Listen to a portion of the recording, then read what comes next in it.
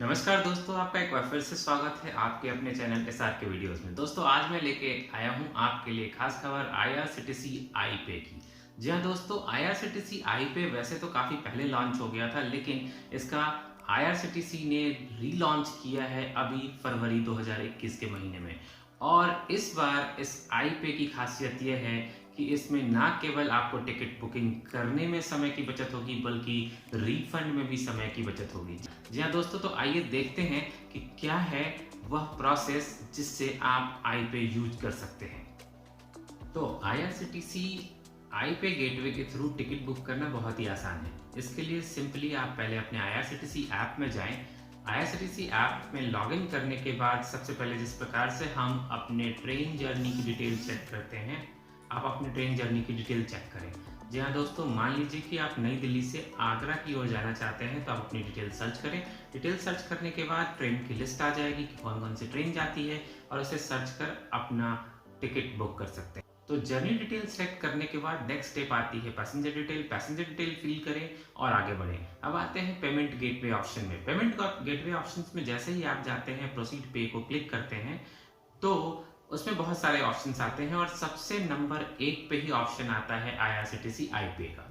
तो IRCTC आई पे को आप सिलेक्ट करेंगे। सिलेक्ट करने के बाद फिर आपको मल्टीपल ऑप्शंस मिलेंगे। आपको 3 ऑप्शंस मिलेंगे, UPI, debit card and credit card. आप इसमें से कोई सा भी ऑप्शन सिलेक्ट कर सकते हैं आपकी मर्जी से। चलिए मान लेता हूं कि मैंने यूपीआई का ऑप्शन सिलेक्ट किया है। यूपीआई का ऑप्शन सिलेक्ट करने के बाद जैसे ही मैं आगे क्लिक करूंगा, सबसे पहले मेरा मोबाइल नंबर कंफर्मेशन मांगेगा। मोबाइल नंबर मैंने पुट किया, इसे क्लिक किया।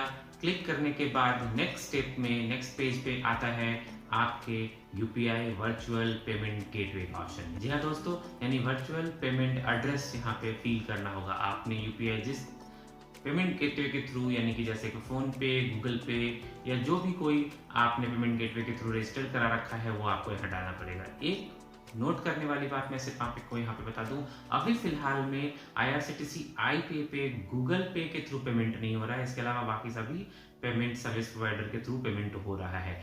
हालांकि IRCTC ने क्लियरली मेंशन कर रखा है कि गूगल पे अभी फिलहाल के लिए नहीं हो रहा है, भविष्य में जरूर ही होगा। जी हाँ दोस्तों, आगे बढ़ने के बाद जब आप अपना वर्चुअल पेमेंट एड्रेस डाल के कंफर्म करेंगे, जो अमाउंट आपको पे करना है उस पेमेंट की रिक्वेस्ट आपके यूपीआई सर्विस प्रोवाइडर के पास चली जाएगी। आप अपने यूपीआई सर्विस प्रोवाइडर के पास जाए, उसे कंफर्म करें, वो पेमेंट सक्सेसफुल हो जाएगा। एक बार पेमेंट सक्सेसफुल होने के बाद यह ऑटो पे ऑटोमेटिकली रजिस्टर हो जाता है IRCTC आई पे के साथ। एक बार जब यह रजिस्टर हो गया तो इसके मूल 2 बेनिफिट्स हैं। पहला बेनिफिट यह है कि यह इंस्टेंट पेमेंट लेता है। जी हाँ दोस्तों, यूपीआई के थ्रू या डेबिट कार्ड, क्रेडिट कार्ड के थ्रू जब भी हम पेमेंट करते हैं, इसमें टाइम नहीं लगता है, तुरंत पेमेंट होता है। एक बेनिफिट ये है, ऑटो रजिस्टर्ड है, अगली बार से वो ऑटोमेटिकली आपकी डिटेल को फेच करेगा और पेमेंट को तुरंत कंफर्म करने में आपकी सहायता करेगा IRCTC आई पे।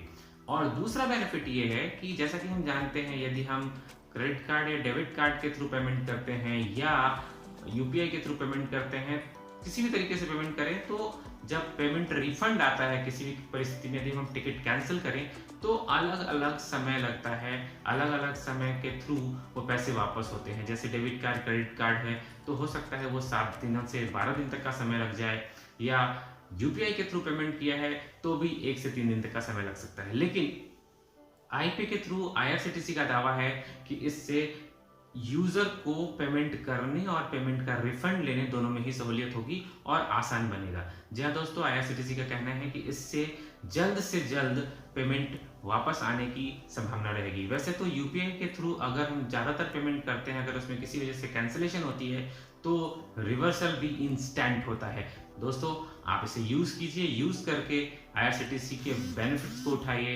मैं तो लगातार ही IRCTC यूज़ करता हूं। आपको और भी कुछ जानना है IRCTC के बारे में, तो प्लीज़ मुझे कमेंट करके बताइए, लिख के बताइए कि आप क्या जानना चाहते हैं।